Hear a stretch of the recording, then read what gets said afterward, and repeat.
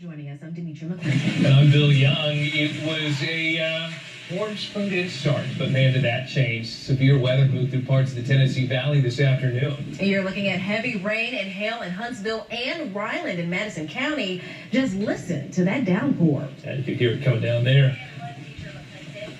That's her Facebook Live. That's our Facebook Perfectly Live. okay. Now, even though we did see some storms, other areas were hit harder, especially north of the border in Tennessee. Want to turn things over right now to Chief Meteorologist Chris Smith.